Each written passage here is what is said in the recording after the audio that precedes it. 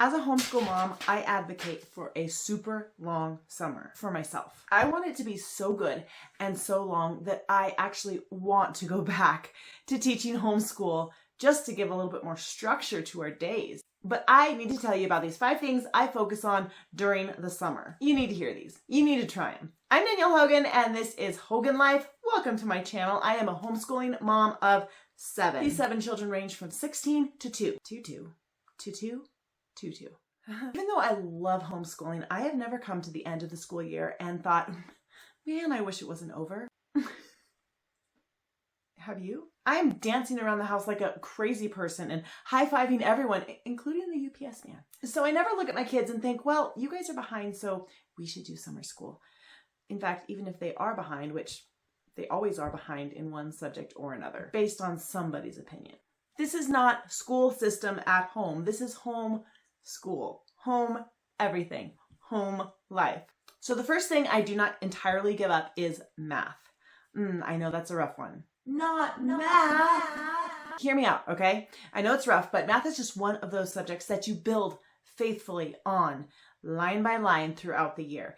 And statistics are that children lose so much of what they learned over the summer. I, for one, have a certain amount of frustration where we have to relearn everything that took us 3 or 4 months to learn. And this has such an easy solution. My solution is to just continue doing math 1 or 2 days a week, and sometimes 3 if we're home. So if we go to the beach, we don't take math with us, but if we're home and we just have mellow days, we will do a little math. I do teaching textbooks, and we rarely finish the entire 140, 50 lessons by the end of the school year because, well, I guess we just take too much time off. When the summer hits, we still haven't finished our math, and so I say, okay guys, we just have to continue working on this through the summer. And they're like, okay mom. Otherwise I'm like, you guys have to finish this in the next 2 weeks. That means you have to do 5 lessons every day. But still, I want to give my kids' brains a break through the summer. I want to allow them to just breathe and absorb different information. So a moderate amount of math keeps the loss at a minimum. That's all I'm looking for, guys. The second thing I really focus on is reading. Now, this is not a difficult one for me. We do so little of any television in the house, and we don't do any devices. So reading is just a beautiful and natural part of our everyday. I have tons of books. I have always loved books. In fact, I think I have a bit of a problem. I went to the library today actually, and they had the book sale, the library book sale, and there were these beautiful hardbound books. I was just like grabbing them up. And I told the lady as I was purchasing them, and she said, man, these are beautiful. And I said, yes, I actually have that exact one. And she said, oh, but this one will look so nice on your shelf because it's hardbound. And I said, no, I have that exact one, that exact copy.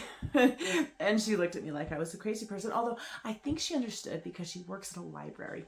If you work at a library, you have to love books, right? We visit the library probably about once a month and pick out books, and then I have a new selection for them to look at on the couch. Not everyone reads yet. Sometimes they have these awesome reading programs. Check out your local library. Summer reading programs are such a fun thing to participate in. In fact, we just participated in a spring reading program at our library, and for every 5 books the kids read, they earned a gift certificate for In-N-Out. So a cheeseburger at In-N-Out.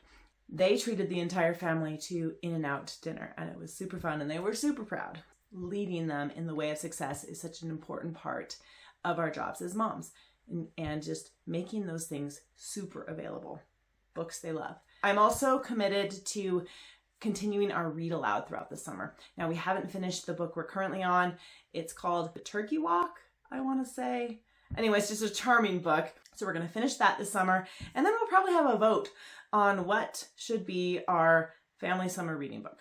But we don't get really scheduled with this. We just have a book, and when we have the time and when we're together, we read a chapter. It's not hard. Do it. The third thing I like to focus on in the summer is adventure. Creating adventures that we don't normally have the time for. Explore your own community to see what they have to offer for summer programs. Our community last year had Kids Bowl Free, and that was fun because during the week we could just take the kids and they could bowl free, and we just purchased their shoes. We also did the Sky Chair, which was a super fun experience because they had a locals week where you could do the Sky Chair for free. But what kind of hikes, what kind of walks and parks would you like to visit that are in your local area that you don't necessarily take the time for when you're busy with those school hours during your day? We also have this little roller coaster that the kids always love looking at, but it is super expensive. So they had a locals week as well, or a locals couple of days where we could do the rides for $5 each. So our adventures are around home, and then we have adventures planned for away from home. Nothing elaborate, beach trips and zoo trips and just little things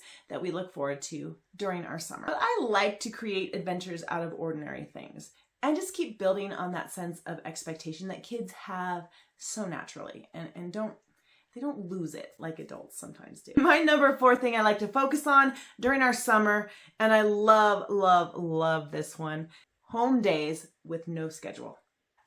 It's that slow, mellow feeling of a home day where you have nothing you have to do and nowhere you have to go. And it can be a lazy morning. You could stay in your pajamas if you want, lounge around outside with the kids and read books or look for flowers, look for bugs, which is what we do. And there's nothing you have to get to, and there's no one you have to see. And it's just really wonderful. Maybe you can't relate with me on that. Maybe you like to keep it really busy. I tend to think that the school days sometimes get so busy that when the summer hits, I want to actually plan out some days where we have absolutely nothing going on. And finally, number 5 is putting time into activities that I want to do. What? That can't be right. Did I mishear that? You're a mom. You can't do things that you want to do. You always have to do what they want to do. I don't mean take a week off parenting or something crazy like that. I just mean do things around the house that you, as a mom, as a person, really love to do.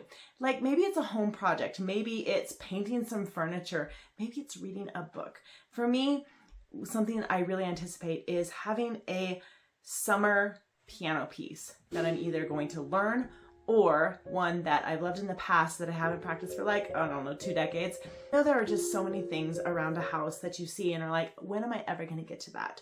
And some of those things you actually really enjoy doing. I don't know when you decide to throw in the towel for your school year, call it quits, call it good, and go into your summer activities. But you know, if you haven't yet, it seems like now is a good time. Remember, no one can mom your kids like you. You guys, I want you to have just an epic summer. Would you comment in the comment section? Tell me something you are going to do this summer for yourself or with your kids.